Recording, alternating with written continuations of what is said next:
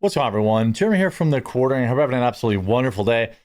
Now that the dust has settled around the Superman film, the excuses have begun. Look, from people that I trust, the movie was fine. It was nothing to write home about. It was nothing amazing, but basically everyone agrees that the film itself wasn't woke. The problem is the statements of the director and his brother the day before, or just days before the release of the film, said it was. James Gunn specifically said that the film was political. They specifically said that it was an immigrant story, or that Superman was an immigrant. They specifically got baited by that one journalist. And I believe that it has cost the film profitability and may cost future Superman films. Now, when the movie comes out on streaming, I will almost certainly watch it. I was not interested in racing to the theater to see it, especially because I don't care for a lot of James's work. I don't care for who James Gunn is in real life. That said, it looks like the movie will end up losing a significant amount of money, which doesn't make me happy.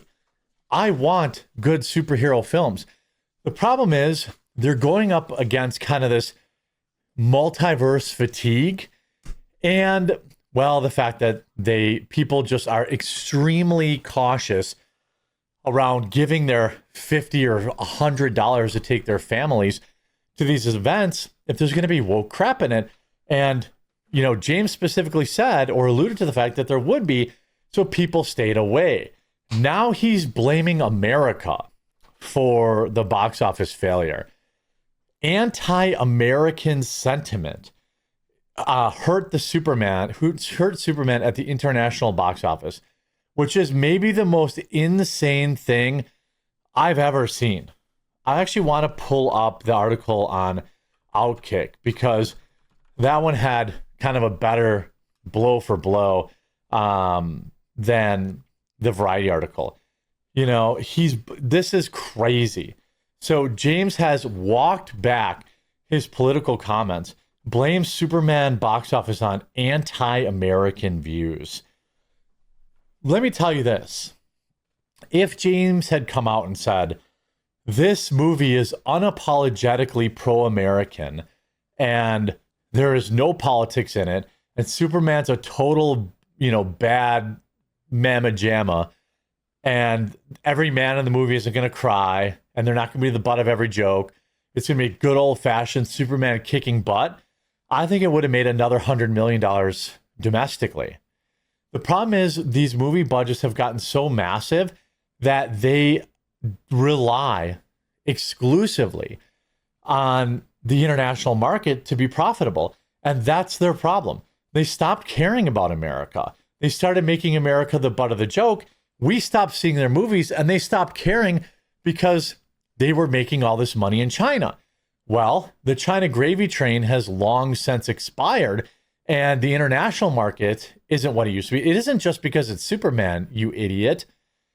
Superman director James Gunn sparked controversy before the release of his summer blockbuster by describing his film as being about an immigrant and the value of human kindness. Understandably, those remarks are taken as a shot against President Trump, who's made enforcing illegal immigration laws a central part of his second term. Well, yeah, of course, everyone knows that's what that was about. But James seems stunned that his obvious criticism of the Trump administration was taken as criticism of the Trump administration.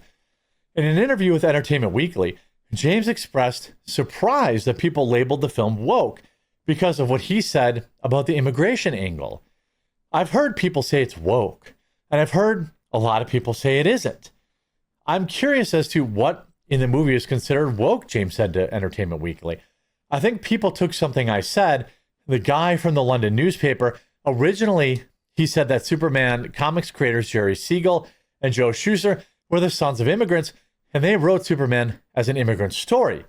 And I said, yeah, it's a story about an immigrant, but mostly it's a story about kindness, which it is.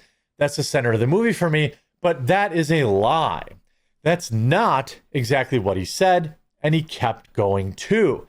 Yes, James did say the movie was about kindness, but acting now as though that's all he said is revisionist history. In fact, he quite literally said the movie was about politics. Yes, it's about politics, he told the Times of London, but on another level, it's about morality. I mean, Superman is a story of America, an immigrant that comes from other places and populated the country, the director continued. But for me, it's mostly a story about basic human kindness as a value, and it's something we've lost. It's about human kindness, and obviously there will be jerks out there who are just not kind and will take it as offensive just because it's about kindness, but screw them, he continued. See, the issue is here that ultimately he's the one that opened the door to this. He has to know better. He has to know that the American public is extraordinarily sensitive about ridiculous, political angles in movies that we love. So every question when he's asked about politics, when he's asked about Donald Trump, when he's asked about it being woke, should have been, if it really wasn't, should have been that, no, the movie's not woke. It's really good. It's just a good old-fashioned superhero movie. I think you're really going to like it. But that's not what he did.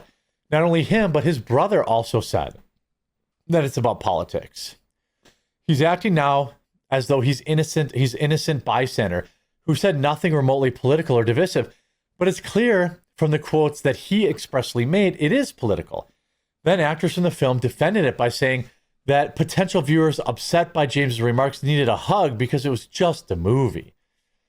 That the thing we can all act upon is kindness, he continued to Entertainment Weekly. And so when that does lead, what does that lead to? Well, it leads to the way you vote. Sure. Does that lead to everything? Yes. It leads to how many people are passing away from road rage? Yes. All those people are affected. And if people just start to value kindness, I mean, people did value kindness in the past. That was an American value. Again, that's not particularly accurate. And that's not what he said originally. The movie itself doesn't appear to be woke, which is why James's comments were so bizarre and unnecessary. It's clear he's seen the underwhelming results at the box office and decided to act as though the predictable backlash was completely unwarranted. Speaking about the underwhelming box office, while Superman has been moderately successful at the domestic box office, it performed well below expectations internationally. Though Tuesday it has through Tuesday, it had just $173 million at the global box office. With a budget and marketing costs, it's unlikely to reach the $800 million required just to break even. James said that it's due to anti-American sentiment around the world depressing the box office. I mean, I don't really understand how anyone could possibly make that stretch. Like, I don't understand. Like, I just don't think that that's the case. I don't think that you can look at, the way this movie was, the way it performed, the way that any of this played out. I just don't get it. Plenty of movies are doing great, very well at the box office. Plenty of movies are. It's just you explicitly said that it was political and people said, I'm not going to risk it. Superman is a multi-generational title, a movie that just about everybody knows. The idea that, people didn't want to see a Superman movie globally is insane. Especially when over the past couple of years, they've really turned Superman into kind of this global icon. The movie, the Superman is not a known commodity in some places. He's not as big known superhero in some places like Batman is. That affects things, he said. It also affects things when we have a certain amount of anti-American sentiment around the world right now. It really isn't helping us. It's amazing how this anti-American sentiment only pops up when there's a Republican president. When senile Joe Biden was doddering around his beach house, moviegoers in other countries would show up, but now not a chance. Except, of course, that Lilo and Stitch was released in 2025 and made nearly $600 million outside the United States and $418 million domestically. A Minecraft movie also saw more revenue internationally, with $531 million outside the US. Other films have also made more internationally than domestically this year, including F1 Jurassic World Rebirth, which released 9 days before Superman, How to Train Your Dragon, Mission Impossible, The Final Reckoning, and the literal Captain America movie. So the idea that you're going to blame America or Americans for this movie flopping is absurd. The reason, first of all, that it's seen as underwhelming is because it needs $800 million at the box office. $800 million at the box office is a massive stretch for, a modern movie. Even one that is successful by most standards. $800 million is a huge box office haul. So to go out there and blame America, blame Trump, which is essentially what he's doing, is absurd. And of course, maybe consider reining in those budgets. Maybe consider not putting a poison pill 3 days before the movie comes out, and people would go see it.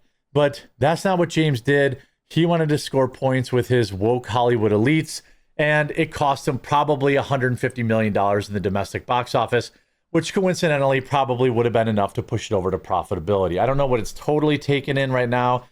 Let's look. Superman total box office 2025. Let's see, 400 million. So it's set to lose about $300 million. Of course, that's Trump's fault. I hope you enjoyed this video. If you did, make sure you leave a like on it. If you haven't yet, subscribe or follow down below, and we'll talk to you again real soon.